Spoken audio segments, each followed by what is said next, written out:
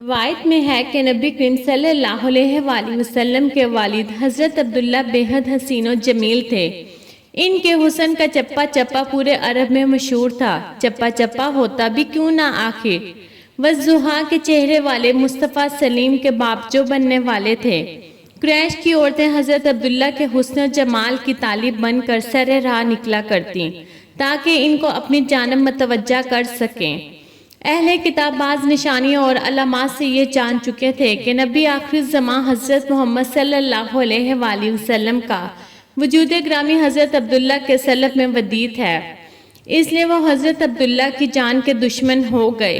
اصل میں وہ چاہتے تھے کہ جیسے انہی کے خاندان میں نبی ہوتے آئیں اب بھی ایسا ہی ہو، وہ آخری نبی بھی انہی کی نسل سے ہو، اس لیے انہوں نے حضرت عبداللہ کو شہید کرنے کا منصوبہ بنایا۔ ایک دن حضرت عبداللہ شکار کے لیے تشریف لے گئے تو اہل کتاب کی ایک بہت بڑی جماعت شام کی جانب سے تلوار سون کر حضرت عبداللہ کے قتل کے ارادے سے نمودار ہوئی۔ حضور اکرم صلی اللہ علیہ وآلہ وسلم کی والدہ ماجدہ کے والد حضرت وہاب بن مناف بھی جنگل میں موجود تھے۔ انہوں نے دیکھا کہ چند سوار جن کی شکل و صورت اس دنیا کے لوگوں سے مشابہ نہ تھی، غیب سے حاضر ہوئے اور وہ اس حملہ آور گروہ کو حضرت عبداللہ کے آگے سے دور کرنے لگے۔ وہاب بن مناف نے گھر آ کر اپنے گھر والوں سے کہا کہ میں چاہتا ہوں کہ اپنی بیٹی آمنہ کا نکاح حضرت عبداللہ بن عبد المطلب سے کر دوں، اور پھر یہ بات اپنے دوستوں کے ذریعے حضرت عبد المطلب کی خدمت میں پہنچائی۔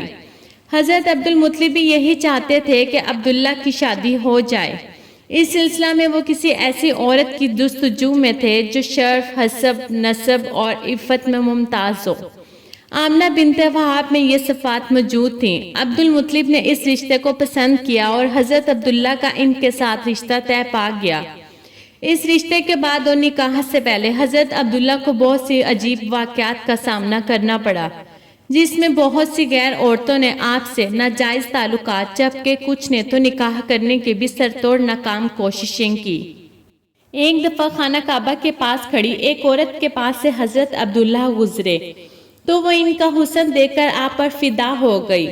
بنی اسد کی یہ عورت آپ کو ڈھونڈتے ڈھونڈتے آپ کے گھر پہنچ گئی اور آپ سے کہنے لگی، میں آپ کو 100 اونٹ تحفے میں دوں گی اگر آپ مجھ سے نکاح کر لیں۔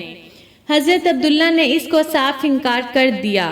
مکہ کی ایک خوبصورت عورت جو کاہنہ ہونے کے ساتھ ساتھ تورات اور انجیل کی عالمہ بھی تھی، جب حضرت عبد المطلب رضی اللہ عنہ حضرت عبداللہ کو لے کر بغرض نکاح قبیلہ بنو زہرہ روانہ ہوئے تو راستے میں اس عورت یعنی فاطمہ شمیہ سے ملاقات ہوئی۔ فاطمہ نے حضرت عبداللہ رضی اللہ تعالی عنہ کی پیشانی میں نور محمدی صلی اللہ علیہ وآلہ وسلم چمکتے دیکھا تو فوراً سب کچھ بھانپ کر اس نور پر حرارت جان سے فریفہ ہو گئی اور حضرت عبداللہ کو نکاح کا پیغام دیا۔ حضرت عبداللہ رضی اللہ تعالی عنہ نے جواب دیا، ابھی تو ہم جا رہے ہیں، واپسی پر تجھ سے بات ہوگی۔ کائنہ کہنے لگی، اے عبداللہ، تمہیں دینی ابراہیم کا واسطہ، جس پر قائم رہو، میرے سوا کسی سے بھی پہلی صحبت مت کرنا۔ یہ کہہ کر اس نے اپنے حسن کے جلووں اور جادو سے حضرت عبداللہ کو قابو کرنا چاہا، لیکن آپ اللہ کے حکم سے اس عورت کے چنگل سے پاک طاہر نکل گئے۔ قبیلہ بنو زہرہ کے محروم سردار وہاب کی بیٹی اور موجودہ سردار وہیب کی بھتیجی بی بی آمنہ کی اعلیٰ ترین سیرت و کردار کے چرچے زبان زد خاصوں عام تھے۔ آپ رضی اللہ تعالی عنہ بھی حضرت عبداللہ کی مانند حسین سیرت و حسن صورت کا مکمل اور بے مثل نمونہ تھیں۔ حضرت عبداللہ اپنے والد کے ہمراہ قبیلہ بنو زہرہ پہنچے۔ یہاں عبد المطلب رضی اللہ عنہ اپنے لاڈلے بیٹے کے ساتھ حضرت بی بی آمنہ رضی اللہ عنہ کے نکاح کی خواہش کا اظہار کرتے ہیں۔ وہیب کو قریش مکہ کے اعلیٰ ترین گھرانے کے اتنے بہترین رشتے سے بھلا کیوں کر انکار ہو سکتا تھا؟